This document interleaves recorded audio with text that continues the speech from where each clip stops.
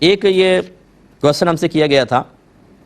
کہ اگر کوئی یہ کہے کہ جو میلاد مصطفیٰ صلی اللہ علیہ وسلم کا انکار کرتا ہے تو اسے قل یا ایھا الکافرون کا خطاب ملتا ہے، کیا یہ صحیح ہے؟ نہیں، یہ بالکل ٹھیک نہیں ہے۔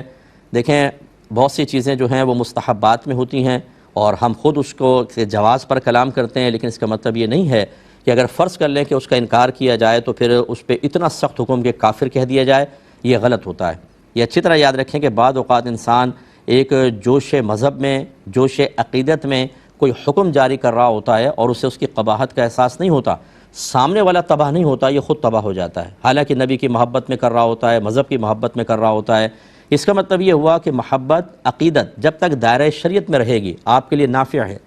اور اگر وہ دائرہ شریعت کو ہی پھلانگ جائے تو اگر یہ آپ کی خوش فہمی ہے کہ میں اللہ کے بارے میں اس کی محبت میں جو کچھ کہتا رہوں، نبی کی محبت میں جو کچھ کہتا رہوں، اہل بیت اطہار صحابہ کی محبت میں کچھ بھی کہتا رہوں، میری آخرت میں کوئی گرفت نہیں ہوگی، تو یہ آپ کی خوش فہمی ہے۔ اس پر دلیل لائیے قرآن و حدیث سے۔ آپ کے نبی کریم صلی اللہ علیہ وسلم ارشاد فرماتے ہیں کہ جو کسی مسلمان کو کافر کہے اور وہ کفر کا اہل نہ ہو، یعنی وہ کافر نہیں ہے،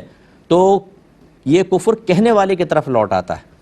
علماء نے فرمایا اگر اس کے ظاہر کو لیں تو اس کا مطلب یہ ہے کہ جو کسی پر کفر کا فتویٰ لگائے اور سامنے والا واقعی کافر نہ ہو، غلط فتویٰ لگایا تو خود کہنے والا کافر ہو جائے گا۔ اس کو تجدید ایمان اور تجدید نکاح کرنا ہوگا۔ جیسے اس مسئلے میں اگر صرف میلاد مصطفیٰ صلی اللہ علیہ وسلم کو بنیاد بنایا جائے، یہ ایک امر مستحب ہے، کرنا چاہیں کریں، وہ بھی قیودات کے ساتھ۔ میں بہت زیادہ اس کے اندر کلام کرتا ہوں کہ غلط طریقے جو خرافات ہمارے ہاں رائج ہو گئی ہیں اس کو ختم کرنا چاہیے، لیکن فی نفس ہی میرے آقا صلی اللہ علیہ وسلم کا میلاد منانا یہ مستحب ہے، باعث بلندی درجات ہے، انشاءاللہ گناہوں کا کفارہ بھی ہوگا، سرکار کی محبت میں اضافے کا سبب بھی بنتا ہے۔ لیکن اس کا مطلب یہ نہیں ہے کہ اگر کوئی میلاد مصطفیٰ کا انکار کرے یا میلاد مصطفیٰ نہ منائے تو ہم اس کو کافر کہیں، اس بنیاد پہ نہیں کہہ سکتے۔ یہ پاسبل ہے کہ اس کے ساتھ ساتھ وہ کچھ اور غلط کام کر رہا ہو، ان غلط کاموں کی بنیاد پر کوئی کہے تو الگ بات ہے، لیکن خاص میلاد مصطفیٰ صلی اللہ علیہ وسلم کا انکار کرنا کفر نہیں ہے، یاد رکھیں۔ تو یہ میں تمام اپنے بہن بھائیوں سے، کیونکہ ہم اپنے بہن بھائیوں کا ایمان بچانے کے ذمہ دار ہیں جہاں تک ہو سکے، تو اس لیے ہم آپ کو صحیح مسئلہ بیان کریں گے۔ جوش جذبے میں آگے نہ بڑھیں، اپنی لمٹ کو کراس نہ کریں۔ آج کل اسٹیجز کے اوپر وہ کافر، فلاں مشرک، فلاں بدعتی اتنی جرأت مندی کے ساتھ بیان ہوتا ہے، میں حیران ہو جاتا ہوں کہ یہ کچھ بھی خوف خدا نہیں ہے دل کے اندر کہ آپ کسی کے بارے میں ایک دم ایسا اسٹریٹ فارورڈ بول دیتے ہیں۔ یہ ابھی مجھے کسی نے کچھ بھیجا تھا، بہرحال میں آپ کو نشاندہی نہیں کرتا ہوں کیونکہ ہمارا یہ اسٹیج بھی نہیں ہے، نہ میری ایسی عادت ہے،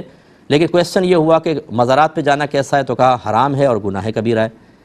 ارے بھائی، بغیر کسی قید کے، بغیر شرائط کے، بغیر لیمیٹیشنز کے، بغیر کوئی کنڈیشن بیان کیے کیسے آپ کہہ سکتے ہیں مزار پہ جانا حرام اور گناہ کبیرہ ہے؟ کیا میرے آقا صلی اللہ علیہ وسلم کا مزار مبارک نہیں ہے؟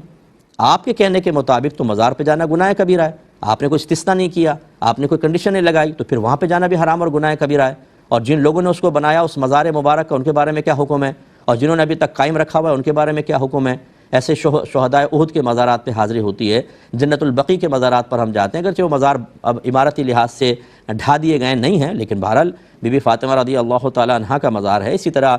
مکے کے اندر جنت المعلی ہے، بی بی خدیجۃ الکبریٰ رضی اللہ تعالی عنہا کا مزار ہے، تو کیا وہاں سب جگہ جانا اس طرح ہوگا؟ مطلقاً ایسا نہیں بیان کرنا چاہیے۔ اگر کوئی غلط کام ہو رہا ہے ضرور اس کو سمجھائیں، آپ کی بلکہ ذمہ داری اس کو سمجھائیں، لیکن آپ ایسی بس اپنے کسی کو خوش کرنے کے لیے، یا یہ مطلب یہ کہ بس لوگوں کو جی اب کون ڈیپ تفصیل میں جائے، ایک مبہم سی بات کر کے غلط فہمیاں پیدا کرنا، یہ ایک مصلح کا کام نہیں ہوتا ہے، یہ چیز غلط ہے۔ اس لیے خدا را